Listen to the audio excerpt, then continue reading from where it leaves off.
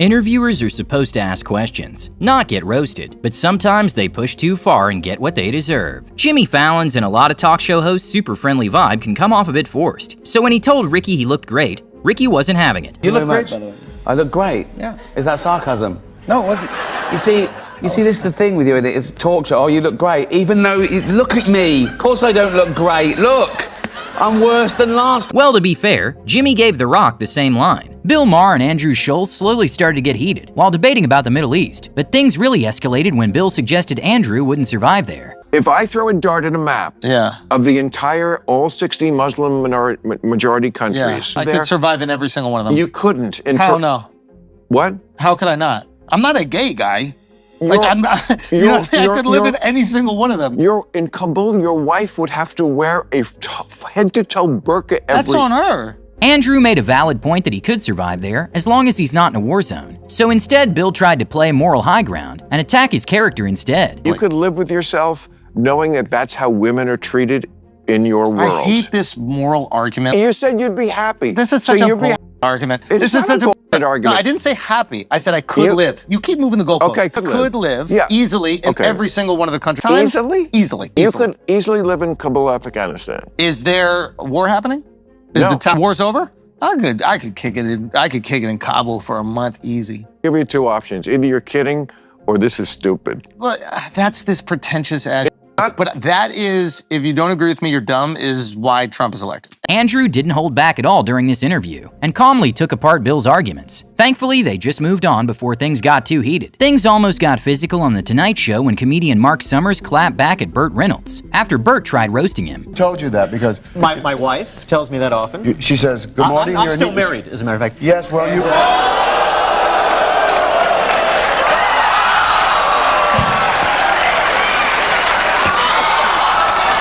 Some thought Mark went too far bringing up Burt's divorce, but hey, Burt threw the first punch. In what was the most uncomfortable interview of his career, Howard Stern grilled Conan about his ex Lisa Kudrow after she mentioned in another interview that she saved herself for marriage. I had on Lisa Kudrow, who was your girlfriend for years. She said when she got married, she was a virgin. She told you that on the radio? Yes. Yeah. What's the deal? Yeah. I'm impotent. No, you're not. You're not impotent. You had sex with her, right? Well, please, a gentleman doesn't tell tales. Yeah, but I mean, when you say you were her boyfriend... How long were you together? I'm a very religious Catholic. Conan tried to play it off with humor out of respect for his former partner, but Howard and his co-host kept pushing. Lisa performed on you. No. I feel that it's not my place. All right. If Lisa's made a statement, I should back it up 100%. You would be doing Lisa a huge favor to say, yes, it is true, we never had sex. Never had sex. Really? Not to lie, Conan. You just said I could say that. Howard started getting frustrated when Conan wouldn't take the bait, so he resorted to low blows by spilling Conan's salary, which wasn't public. You're making $3 million a year. That's pretty impressive. Okay, $3 million. Yeah, you're not making $3 million? You're making $3 million. I know what you make. Trust me. You know what I make? Because I know people who work in the network. All right. I know exactly what you make. That's I know how long good, your deal is. I know everything. Despite the relentless grilling, Conan stayed composed, dodging every question until Howard finally gave him a bitter farewell. Conan, we've learned nothing about you through this whole interview. I know, I'm sorry. Patrice O'Neal walked into a morning show completely unaware he was about to get ambushed by the host, who kicked things off by playing a clip meant to make him look bad. So listen up, ladies, because there is something comedian Patrice O'Neal wants you to know. We don't like you. We don't like you. We don't ever want to really see you. Like, you never heard four guys hanging out at a party, right? And one of them goes, you know what would make this party even better? If my girl was here. Most people would have walked out, but Patrice decided to stay and fire back. Wow. That's a very interesting take. So why is it that guys just don't want us fun, wonderful ladies around when you're hanging out with the boys? Because you talk about nothing. Thank you for laughing at that. That's really against your instinct to laugh at that, but you just force yourself on us every second you can. So we're just really annoying, essentially. Yeah, but you know it, and I don't know why you don't care. Just weeks before hosting the Oscars, Chris Rock sat down on The Tonight Show, where Jay Leno tried baiting him into roasting one of the nominated films. I've watched some of them, some of them. Any clunkers, anything you like? You don't like? What are you trying to get me to say, man? Any clunk, anyone you better than my movies. Well, that goes without saying. But anything.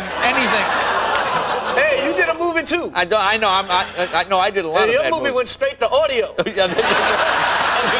Jerry Seinfeld and an interviewer got off to a rocky start when she asked about the Me Too movement. The Me Too campaign. Yes. What's wrong with the industry? I mean, are you asking yourself how come all of this is coming? It's not the industry, honey. It's the whole gender. It's men and women. This is about men and women. You just called me honey. Yeah. Calling her honey was definitely a bold move, but it felt intentional, like he was setting the stage for what was coming next. Did you see any of it? No, honestly, I've never seen. I mean, a lot of the comedians. There was a lot of activity. Comedians and waitresses and everybody. I mean, men and women, chase after each other, right? Right? Yes. Yes, they do. Now, I've never seen it done in a way that was, that I thought that's not right. Seinfeld kept his cool while navigating the sensitive topic, and didn't take the bait of saying something he might regret. Looks like some people forget comedians make a living being quick on their feet. Trevor Noah sat down with the BBC, not expecting to get blindsided by the host over what she called racially insensitive jokes from his past. Do you now regret some of the jokes you made? Let me give you an example. You said, my mother, black South African, was saying, get me a white guy, get me a white guy. Well, my father was white Swiss, of course he liked chocolate. That sounds funny to me, even when you say it. Why would I regret that? Why would you regret that? Because some people say that's not really very funny. Then she hit him with an example that was totally unrelated. In Britain called Lenny Henry. Yes. And he has said that he regrets doing that kind of joke where he said he would wipe his sweating brow and say, I'm leaking chocolate. But that's different. Well, it's not. It's using chocolate, isn't it? But that is different. Well, the Swiss love chocolates. You're referring to your mother's skin color as chocolate. What he says. Yes, because my mom is proud to be dark, beautiful chocolate. Yeah. That's what she's saying. Do you not realize that some people might not like that? And Lenny Henry went on to say, he says, I knew there had to be a better way of trying to put the message over without having to pick on people because of their color or because of their race. But Trevor caught on fast that she was trying to take him down and make the whole thing a hit piece. So he decided to school her on context. Different it's not, joke, he's just trying to say that his skin color is chocolate. No. You're splitting hairs here. No, but that is exactly what we should be doing. Every single joke has a context. The most important thing with comedy is context. Somebody could take that out of context. You've said it. What you're doing right now is the equivalent of me saying, now it's raining more than ever. I'll be here with you forever. You can always be my friend, standing under my umbrella. Ella, Ella, Ella, Ella, Ella, Ella, Ella, A. I seem like a mad person right now because I'm not doing everything that was within the context of the song Umbrella by Rihanna. Guess the English accent doesn't always make a weak argument sound smarter. Matt Rife found himself having to power through the BFFs podcast when the host clearly hadn't done their homework well. This is how you went viral, which I guess you talk to people in the crowd, right? I do from time to time, yeah. That's not a thing? No, it is. I mean, I would just say it more properly than that. Yeah, I do crowd work that happens to go viral quite often, yeah. But I do way more than that. Crowd work is the proper way to describe it? Yeah, there you go. Okay, crowd work. I said talk to people in the crowd, I think. No, that sounds like I'm interviewing them. This was one of many awkward moments of the episode. Needless to say, Matt hasn't gone back. An interviewer with questionable hair of his own had the nerve to comment on Bill Burr's balding. When did you start shaving your head? It looks good. I had my first special. I had it shaved. Really? I didn't. Yeah. When I saw you in New York for the Patrice I'm glad you liked it. I see you losing the roof there in the back. Yeah, You'll be right there with me. We'll do a buddy cop show. Exactly. Right? Two balding old guys. While it was one of her most controversial moments, Tiffany Haddish didn't hold back when she was offended that an interviewer called her Oscars dress a costume. Do a little costume change? I'm not wearing a costume. I'm wearing Dolce & Gabbana. It's called an evening gown, darling. This is not, no one's paying me for this. I paid for it. It's custom. Thank you. Time of death for me right now. The interviewer knew she messed up immediately, but Tiffany was about to make sure she had a long night ahead. Right now, you look gorgeous. This is not an acting gig. This is my life. This what fame look like. This what success look like. This what money look like. I'm just, trying to accomplish a lot of things before 50. What are you doing? Despite some backlash for how she handled it, Tiffany stood by her response, saying the interviewer tried to make her feel like she didn't belong. In a bizarre lineup, Senator Bernie Sanders, an MSNBC journalist, and Russell Brand found themselves sharing a stage on Bill Maher's show. After Bernie left, Russell clashed with the journalist over propaganda, claiming MSNBC plays the same game as the other networks. It's disingenuous to claim that the biases that are exhibited on Fox News are any different from the biases exhibited on MSNBC. It's difficult to suggest that these corporations operate as anything other than mouthpieces for their affiliate owners in BlackRock and Vanguard. The journalist instantly got defensive and tried to shut Russell down by attacking his credibility. You don't actually know anything about any of these organizations you're talking about. Even on MSNBC once. Big f***ing deal. My darling, it was more than enough. You can't come up with such a you have a single actual fact. Then Russell was asked for an example just to be immediately cut off. The moment that you give me a specific example, an actual example. Okay, I'll give you one. Just wait. Just we need a specific example.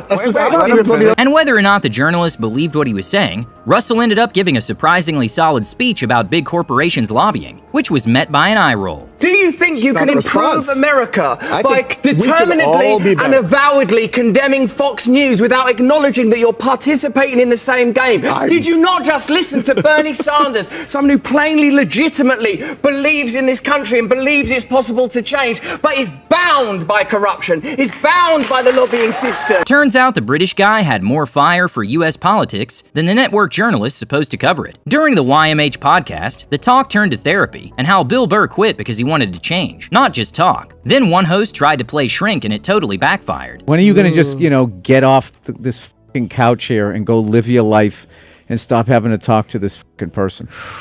Yeah, you're full of anger. Because you flog yourself for being vulnerable. Oh, would you stop it like you have some sort of psychology degree? 10 years in therapy. So what? I've watched football for 40 years. I shouldn't be somebody's coach.